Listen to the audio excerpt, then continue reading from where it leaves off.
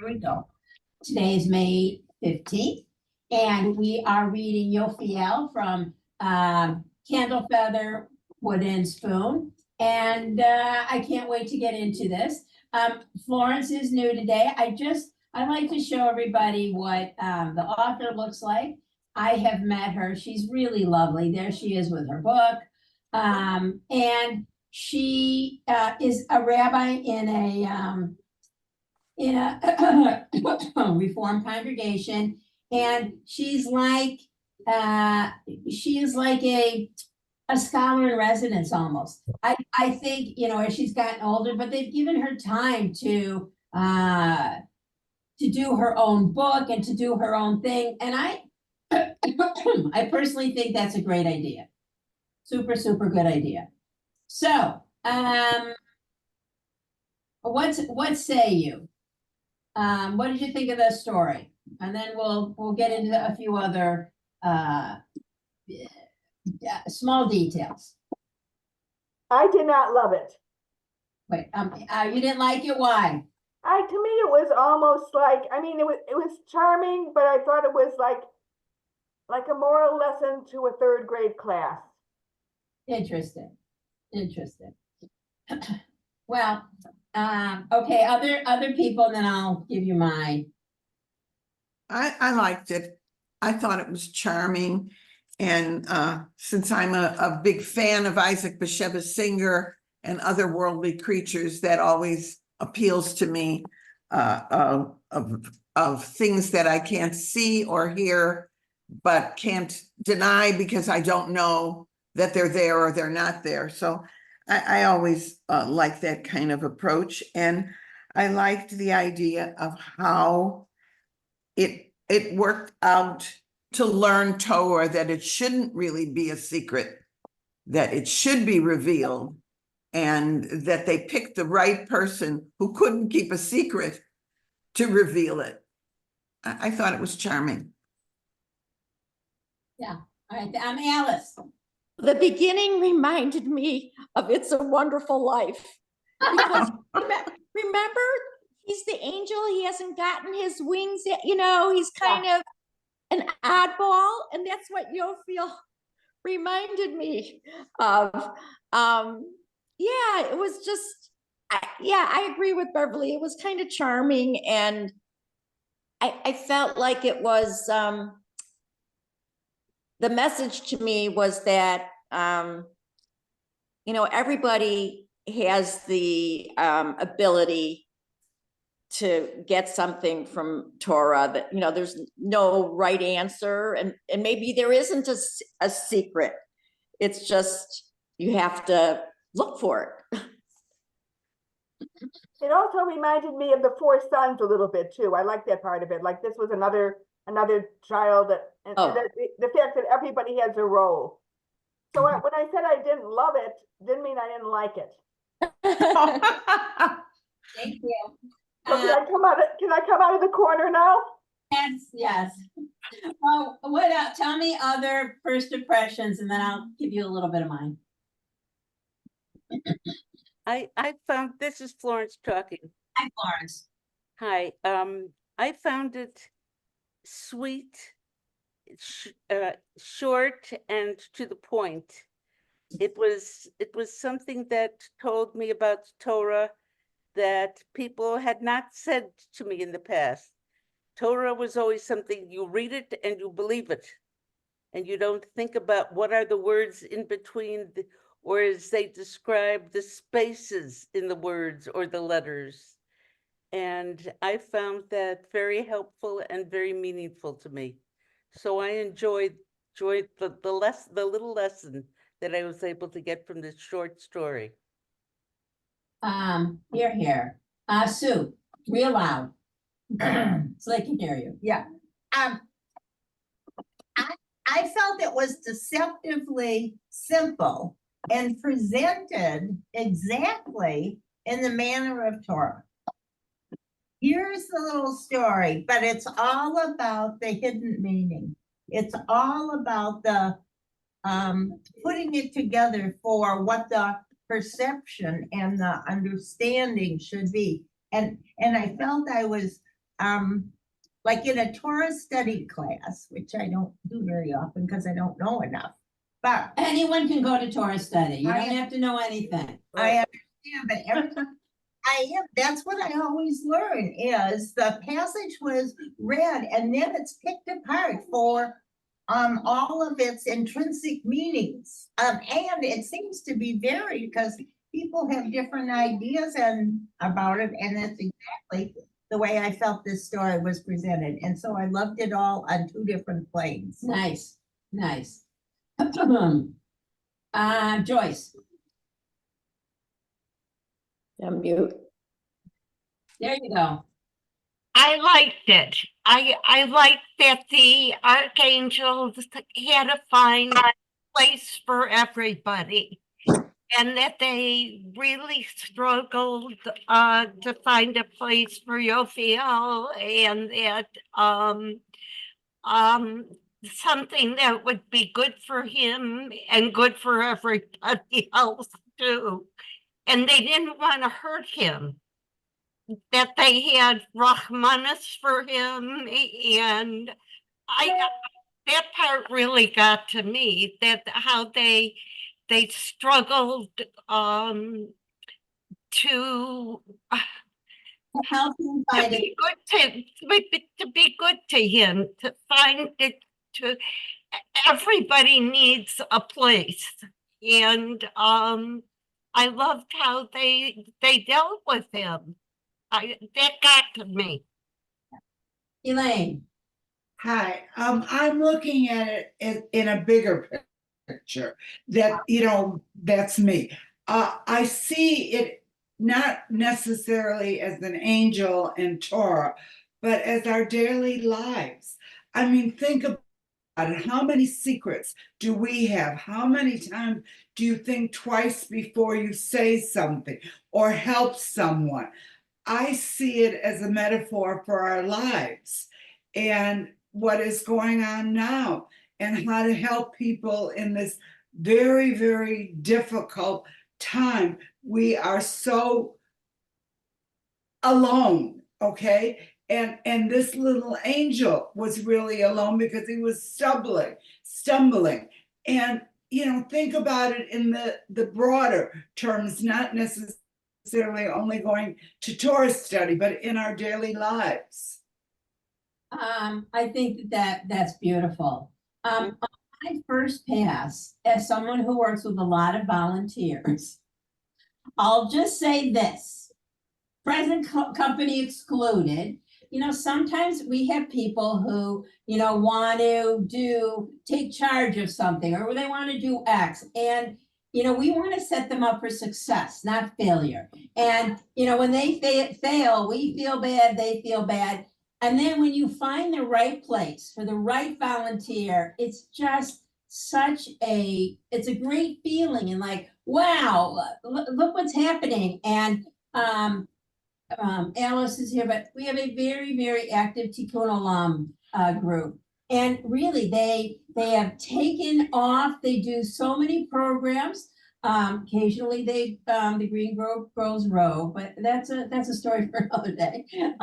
But we are so thankful for everything they do. And I think that people like to feel needed. I'm sure Yofiel felt better when he had this job. And I think as a professional here and trying to coordinate different volunteers, you have to find the right place for the right person. And, I think at Macomb, we've been fairly successful, and we continue to, try to get people involved. And I'll just say again, anyone can come to Torah study.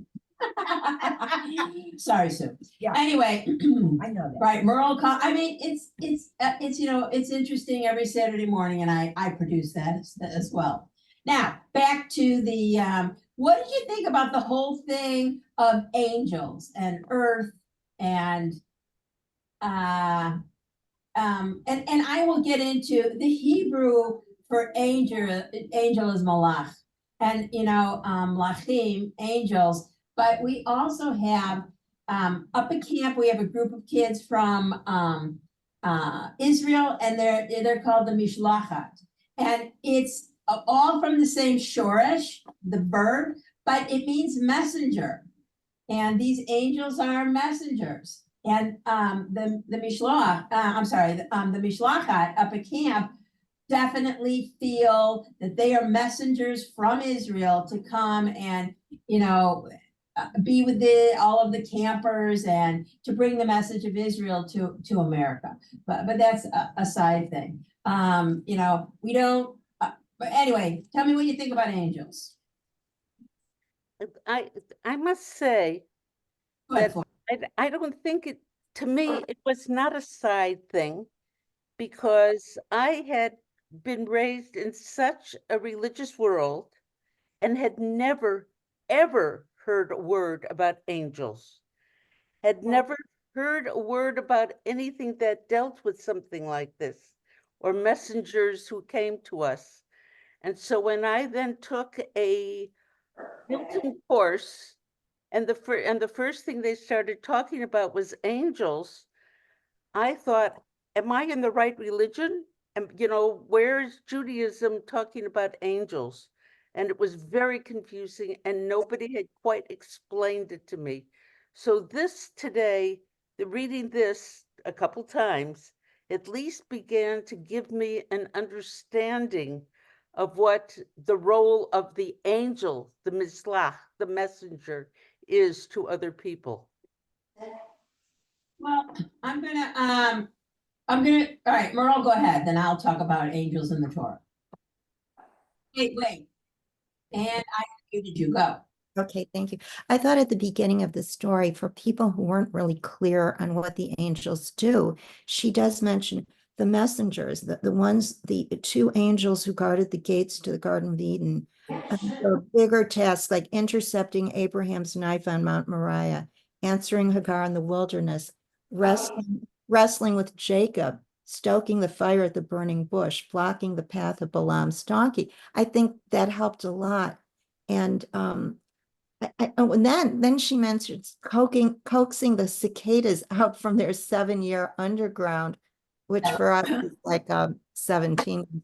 But anyway, I thought she did explain well what angels do. But I thought what her message was here is that some mistakes actually lead to something good. And one of her questions at the end was there any mistake that you made that led to something good? And I thought that was very thought-provoking. That whole, what is a mistake? Is it a mistake? Right. And Rabbi Serrata always says there are no such thing as coincidences. Which, not that that's a mistake, but you think, oh, that happened, why? And all those times she mentioned in the Bible, those are all Torah. Florence, I'm sure you heard the story of Jacob wrestling with the angel, and they were going up and down the ladder, and there's a lot of artful depictions of that. And of course, when Abraham was going to sacrifice Isaac. But the one that you may not be as familiar with is in a summer Torah portion. So, which I always do. I'm not always, but when I'm usually up at camp at the same time. Anyway, I've done Balak many, many times up at camp. And Balak is, first of all, there are only 5 Torah portions named after people, and Balak has one, and he's not even Jewish. And he tries to get Balaam, another non-Jewish prophet, to curse the Israelites. And so he sends he sends a mule, actually, a jenny it's called. Sue, you got that? You might have to you have to bend down. Anyway, we're shutting the door. And so this mule stands in the middle of the road and doesn't let Balaam go through. And finally he gets there, and Balak is curse them. Balaam says, I can only say what God told me. And what comes out of his mouth? It's a phrase that everyone knows. Ma tovu ohalecha Yaakov mishkanotecha. how goodly are your tents, O Jacob, your dwelling places. So not only does he he blesses them, and that's a line. If we said today, everybody knows that that's from the Siddur. Usually we start off the minyan with Matovu, and many services start off that way. So that's just one angel. Meryl, I think that's a great idea. When have we made a mistake? Oh, I have a great story for the mistake. So this was a long time ago. Rabbi Sarada had just come to Legacy Lakeside, and we were looking at the summer Shabbats. And I jokingly said, oh, we should have a pet Shabbat. Well, the office manager took it, wrote it down, and advertised it. And the next staff meeting, Rabbi goes, who's saying pet Shabbat? What is this? And I can only tell you that every summer we now have Pet Shabbat. It's very popular. And he brought his. And, right, Rabbi Sarada brings his pets, and he really, he grew into it. But that was definitely like, I threw it out there as a joke. I was just as surprised as he was when it came up on the calendar. And listen, Rabbi Sarada ran with it, and he found a blessing. And it's really, if you haven't been to that service, we'll have it over the summer. I heartily recommend it. Anyone else have an example of a mistake? Every time I cook, Oh, I don't believe that. I do very not. frequently, I kind of turn it around and say, oh well. But I'm going to add on to what Florence said, because I think we might have had some of the same background too. But maybe about 10 years ago, I was really kind of taken to task because I was going to sign up for a class with my other place that I hang out a lot, or used to, was the Women's Exchange in Winnetka. That was my grounding place for many years, where I escaped from the office. But this woman that I know was teaching a class on angels, and I had taken some of her other classes, and I had to say to her, because I'm one of the few Jewish people in there, to say, oh, I'm Jewish, and da-da-da. And she kind of said to me, she said, have you actually read your Bible? I said, oh, gee. I mean, she seemed to know more, because I was not familiar with angels. But I was just talking just the other day about an angel. Sometimes we don't even recognize the angels until much later. And there was an angel in my life when I was about maybe the shy second grader, third grader, or whatever. And this 8th grader made me captain of the patrol force. And to me, I mean, it gave me such a boost of confidence at that time. And I still remember his name, and I remember him. And it just that little thing that he did made me feel so good at the moment. But we don't think, sometimes we just don't recognize the angels until later. Agreed. Last night, we were very fortunate. We saw a movie about the Nova Music Festival. And it was made entirely of clips that, it was all young people, and they videotape everything, clips that they had gathered from people who, survived, and people who are now hostage in Gaza. And I think we, in the end, as a surprise, we had no idea, the director came and a first responder who was there. Right, and the first responder said, first of all, I know that it took the Army a hot minute to get there, and so he was trying to bring all the dead bodies to one place because he didn't want Hamas to come in, because they do hold, Yes. they hold those bodies hostage.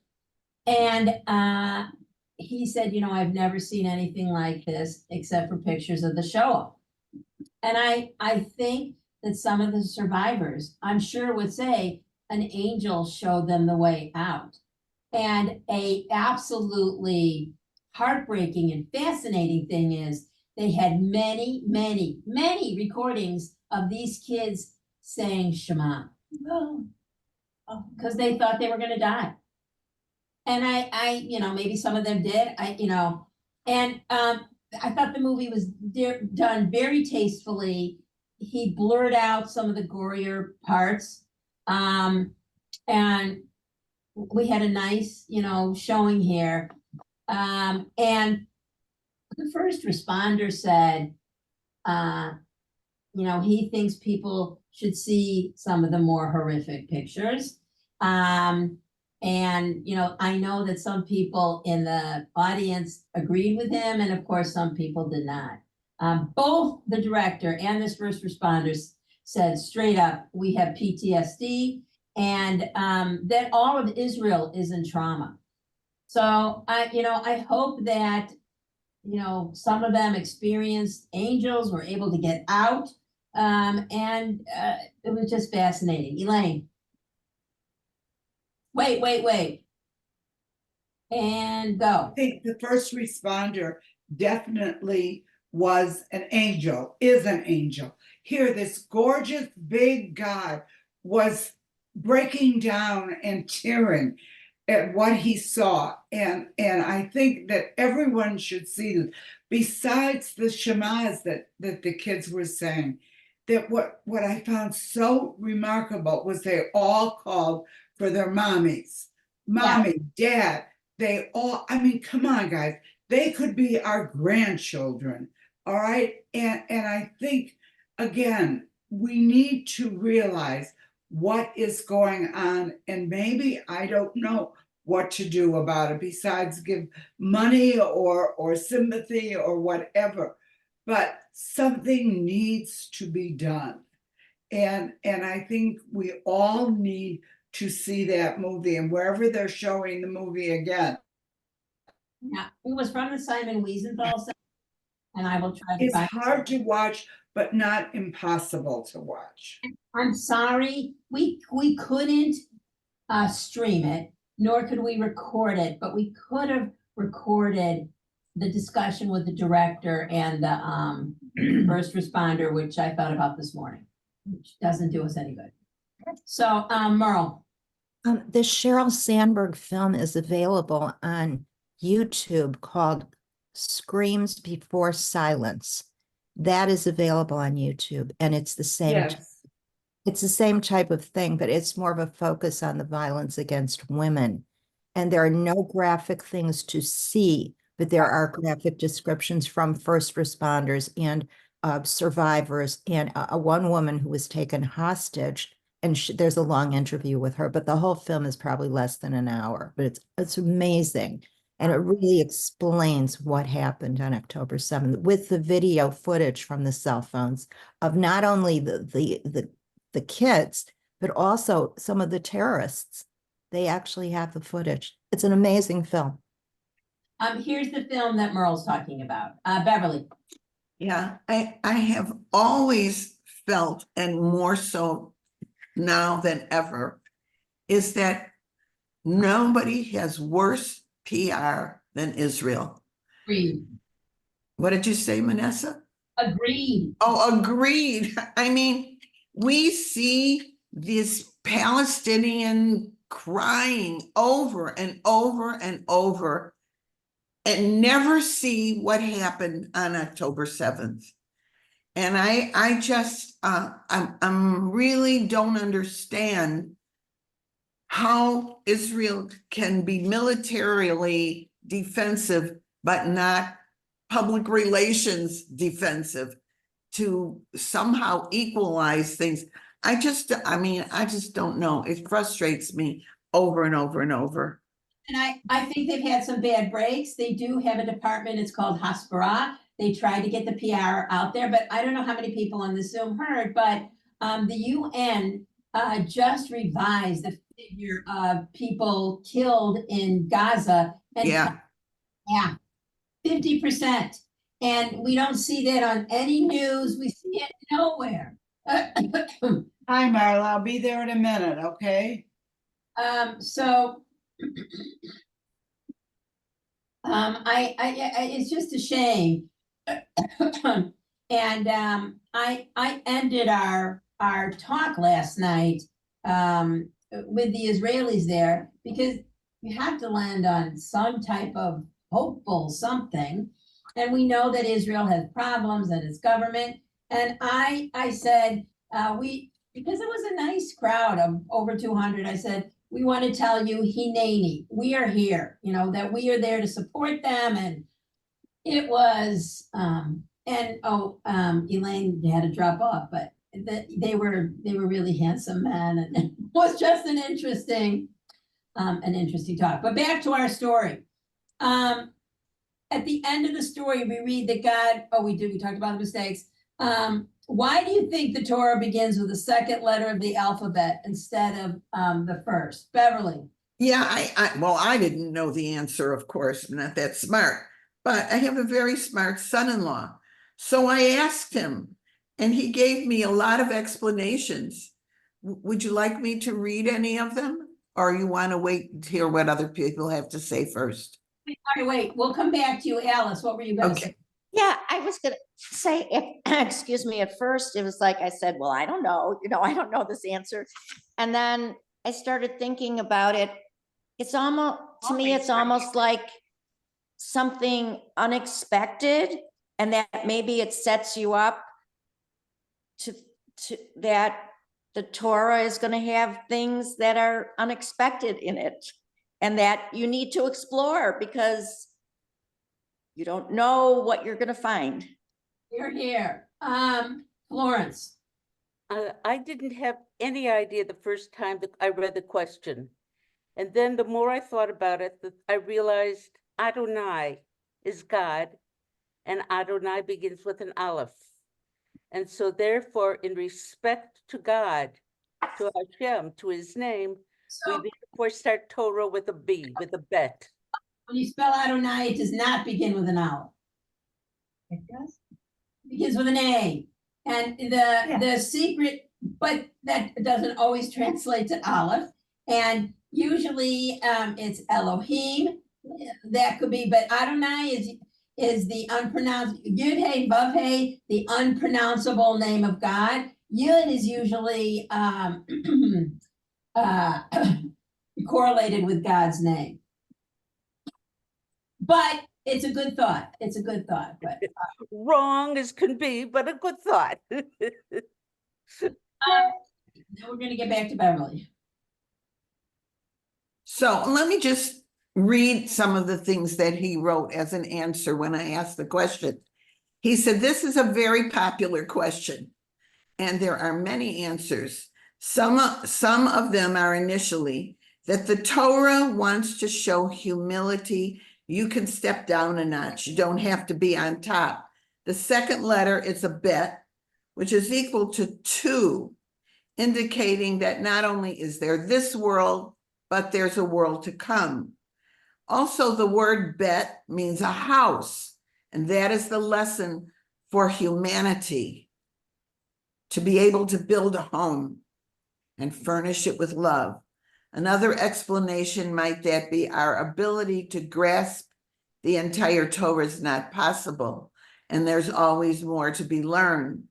And then he said, which was interesting, if you look at the letter itself, it looks like an open door, welcoming the type of world, the person the Torah is showing you. And he goes on to some other things that get more and more detailed. But I thought it was very interesting. It's very interesting, and something that, we go through. I've told that story many times with the kids. Abby. Yeah, I've heard several times about the name for the religious school, and somehow it just doesn't stick with me. I know that there's some kind of with a bet and a lamed, but it's beyond me. But I also, the expression that I keep hearing or have heard as many times in the past about life being in the middle. So not starting with an aleph, but starting with another letter, and just where we are at the time is where we are, kind of a thing. So I'm glad that you brought up something. So is that it? Yeah, that's a bet.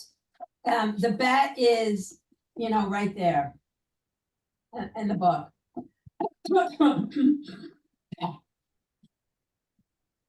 The bet is above the title of the chapter. I'll keep going. Merle. I read that it's possibly because of the blessing that you're supposed to say before you start reading the Torah, Baruch. I mean, that was one of the things I read. Yeah, first of all,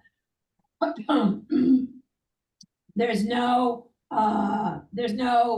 one answer. But the last letter in the Torah, the last word in the Torah, so the first word is Bereshit, and the last one is Yisrael, and it ends with a Lamed. And Lamed, bet is Lev, and Lev is heart, and that's the name of our school, Lev Learning. So, which I think is a very, very clever name. And I think that by, we've done a lot with the logo, and I think it's important and good to call, to have another name besides religious school, Lev Learning. And so, I heartily endorse that. Yeah, there's so many reasons, bait, that's house. And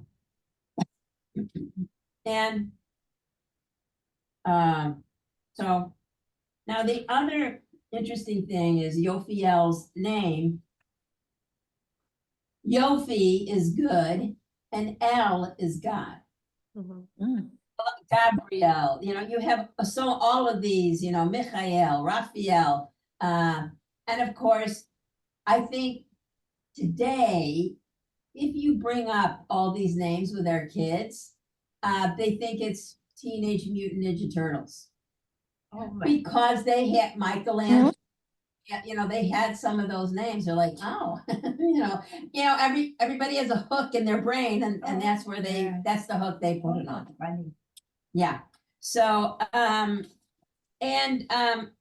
the Hebrew word for angels is malachim, which we talked about, which is usually translated as messengers. This opens the possibility that angels could be any kind of messengers in our lives, and not just the supernatural angel of the story. Who are the messengers in your life, and what messages have they brought?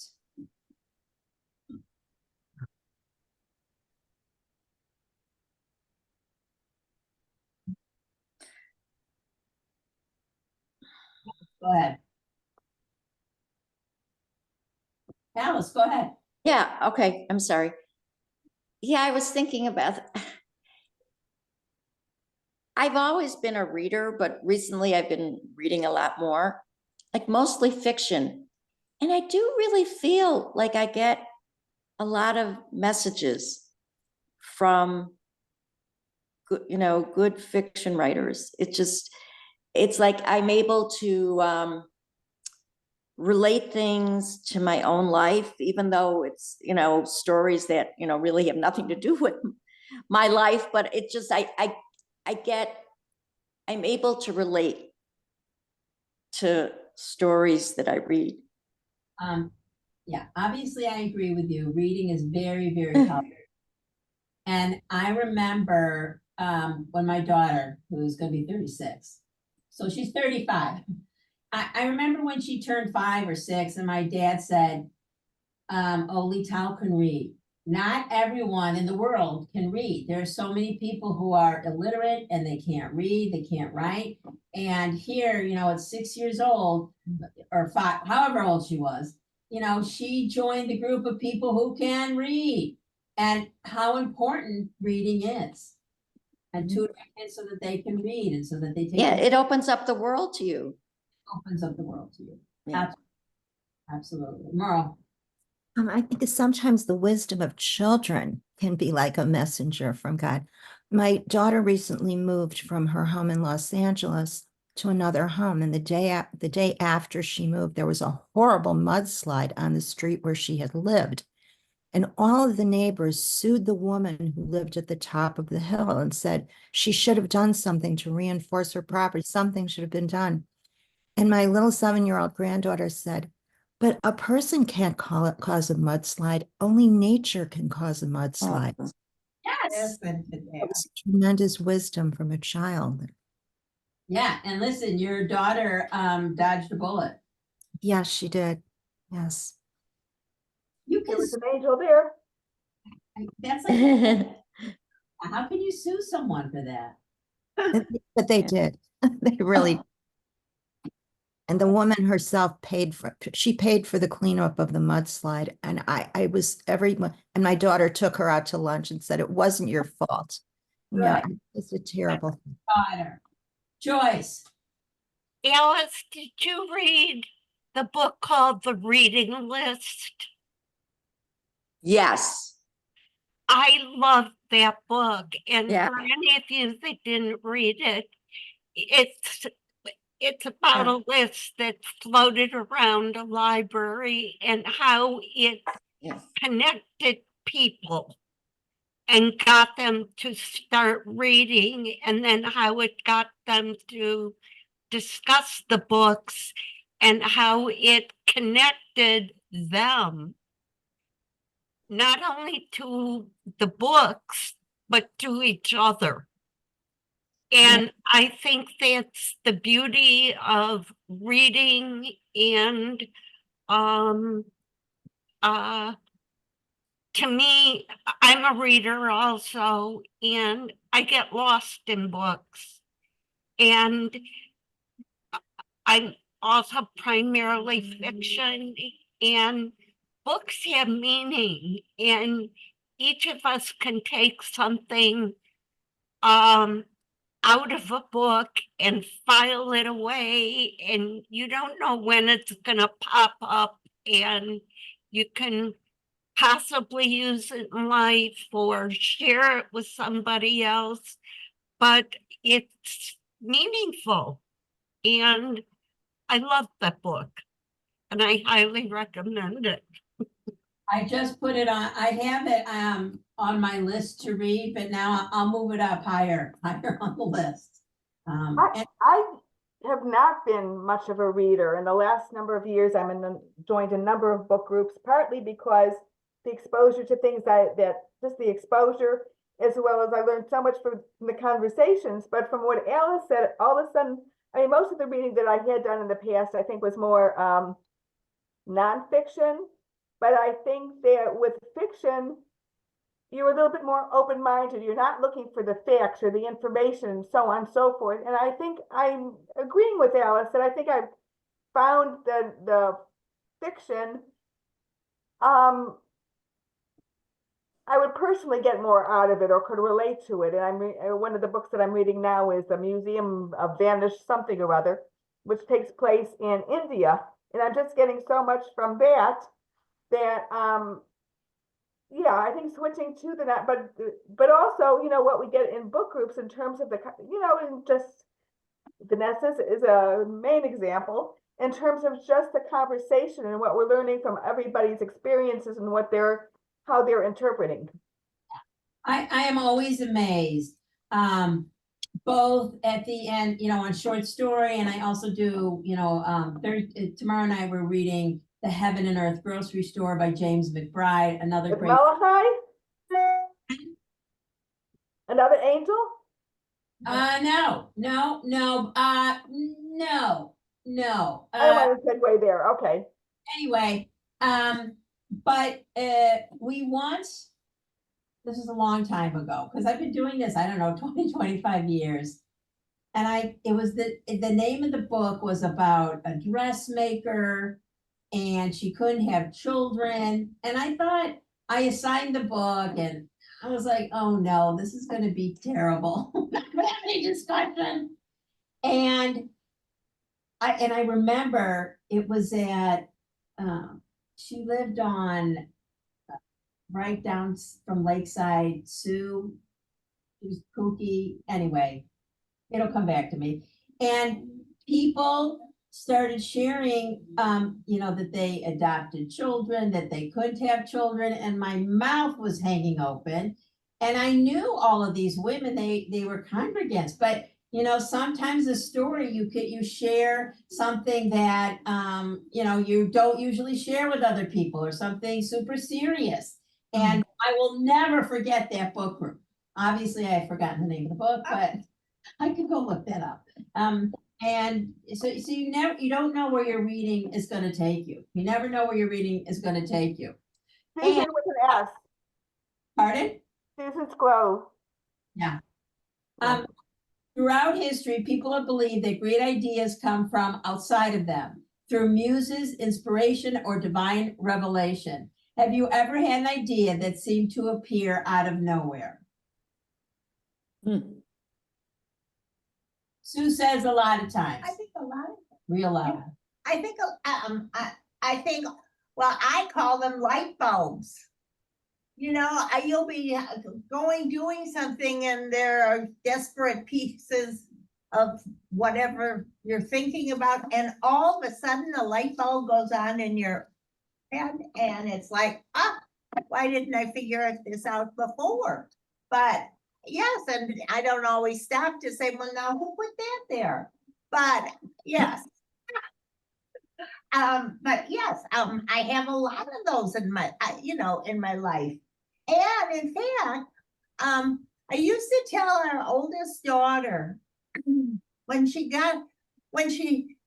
couldn't figure out what to do about a problem, I used to tell her, after dissecting it over many days, I said, put it aside. And a light bulb is going to come on and you're going to get the answer. And that happens, well, it happens in my life a great deal. But it's not. What say you?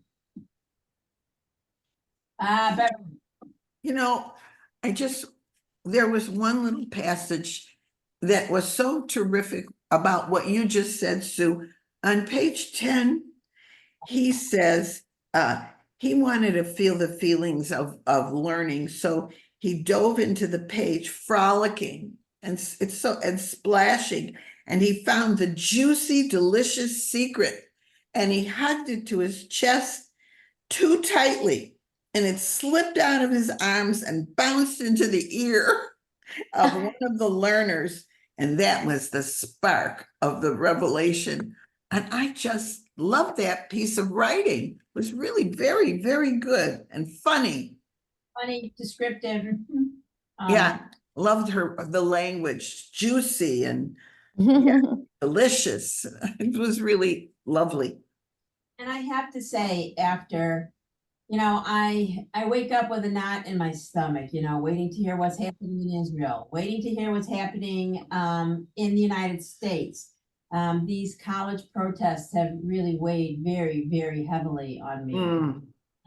We were talking about it at a staff meeting, and I said, I'm glad I don't have kids in college right now. And it's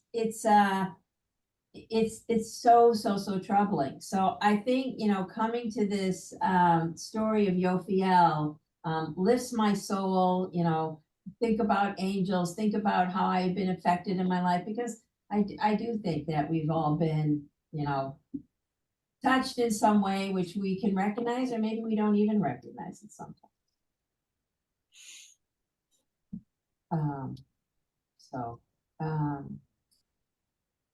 What else? I want to say one other thing, and it's not new, about the protests.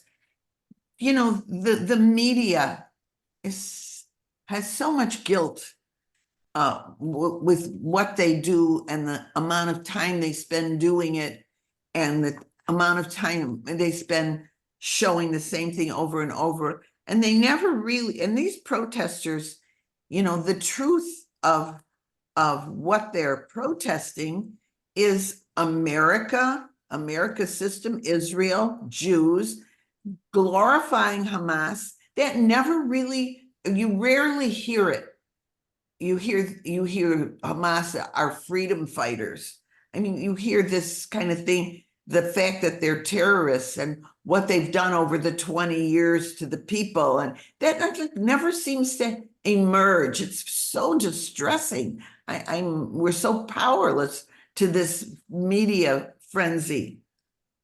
I agree. And, I think that it took off the college protests, one spawned another, and I know intellectually it's a small percent of the kids, but Right. because of the media coverage and because of all of that, I just, how do you combat that? I I don't don't know. know. I think some of our kids on campuses don't feel, I mean, look, hopefully they're all coming home now and some of this is gonna die down over the summer. But, I don't know that our kids always felt safe or protected. And that's just the worst feeling ever. The absolute worst feeling ever. So hopefully we can, we'll be able to, it'll be interesting to see what happens in the fall.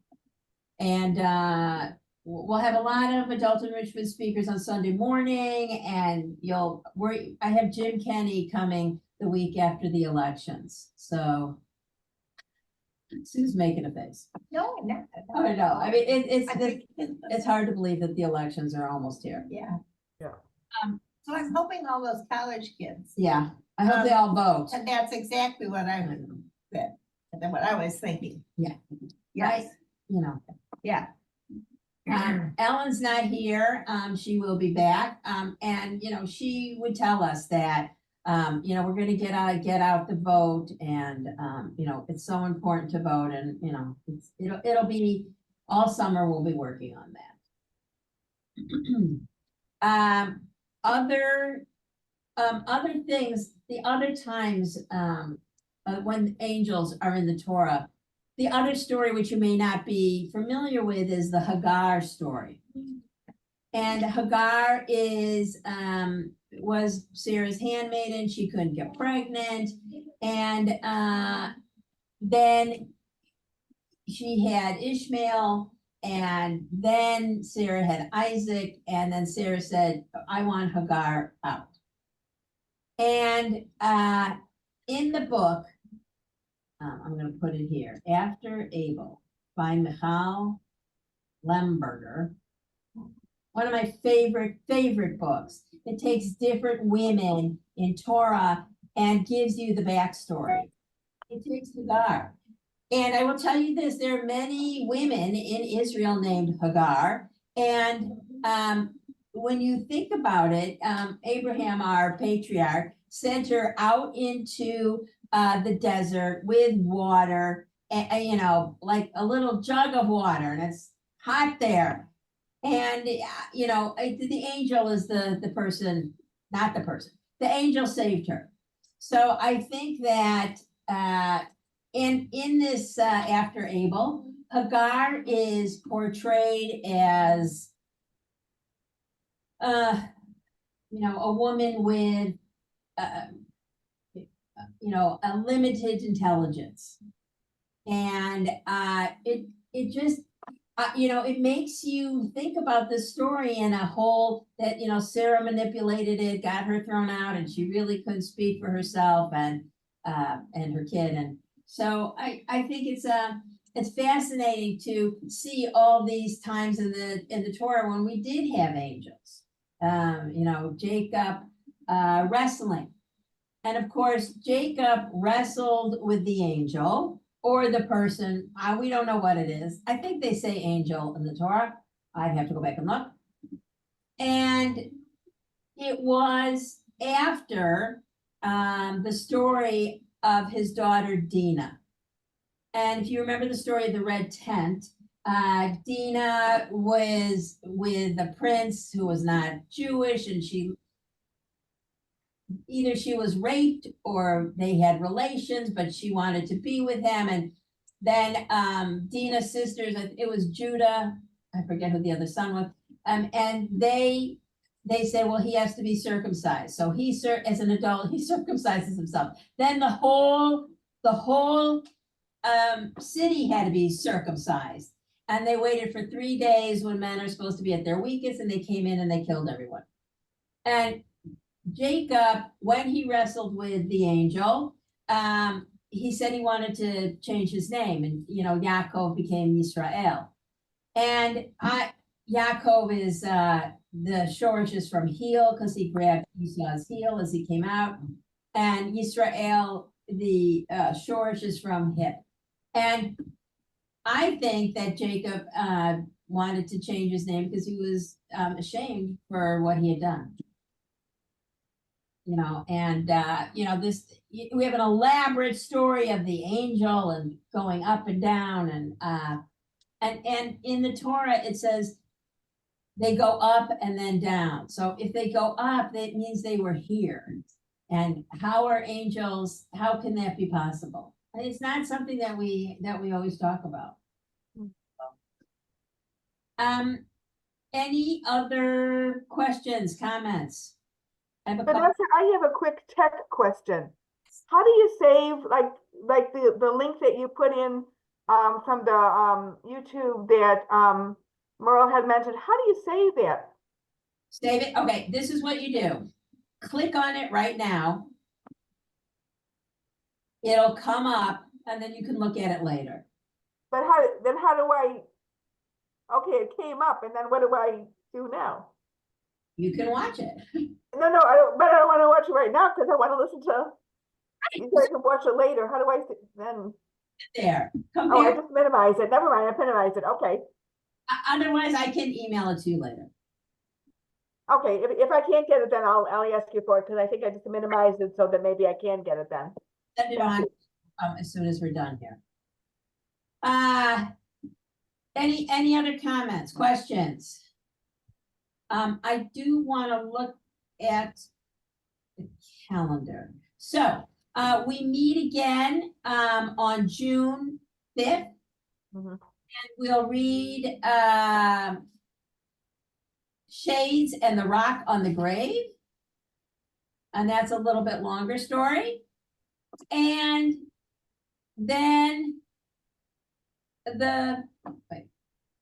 so the third week in June is the 19th, and that's June 19th. It's Juneteenth. And we're closed here, so I'm not going to hold a book group on that day. And then I go on vacation in camp, and we'll start up again in August. So I know it's a little bit of an abbreviated June because of Juneteenth, but I'm sure you're good with that. Also, I just want to tell you things that are happening. Sunday, we have Sondheim and Song. Cantor J and Cantor Shira Ben David are giving singing Sondheim songs. The choir is singing 4 o'clock. You just need to register. Otherwise, it's free. And then the gala is coming up in 2 weeks. I think you can still sign up. Friday night, everyone's welcome. We're, feting Rabbi Moffick for 15 years here at Macomb, Solel Lakeside. And Saturday night is the gala, the dinner, which you do need a ticket. And then Sunday morning, totally free, Rise Against Hunger. And we need as many volunteers as possible as we pack 15,000 meals. They're like rice and beans that is sent overseas. And it's a very fulfilling thing. Grandkids could come, anyone can come. There's like a lot of talk about, we need a lot of angels for these tasks. I could use Yofiel to weigh, lift. I need, strong people who pay attention to detail. So everybody has to be sorted into their, correct, where they're going to be the best. So if you see Yofiel, we're going to need him because we start at 10 and hopefully it'll be a nice day. And everybody will come. Any other questions, comments? It's great So to see. do you assign people to tasks for that? I mean, do you sign up for that? I'm talking about Sunday morning. Sign up. We do give you a task. Yeah. Okay. They send now, not that, as everybody who knows me, not that I can't be directive, and I will be, but there's somebody there who's like in charge.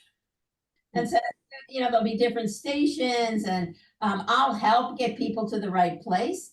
But yeah, they're What time on Sunday do you start? at 10 a.m.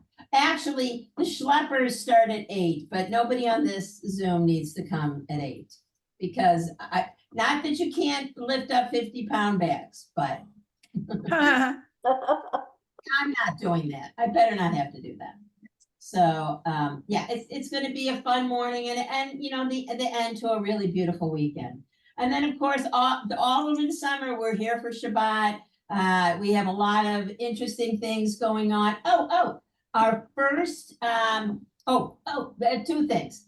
Adult enrichment this Sunday is Rick Richmond, and he's talking about Israel. Come on down, 10 o'clock. It'll be in your Macomb at home on Thursday. And Rabbi Moffick on June 23rd is talking about the new anti-Semitism.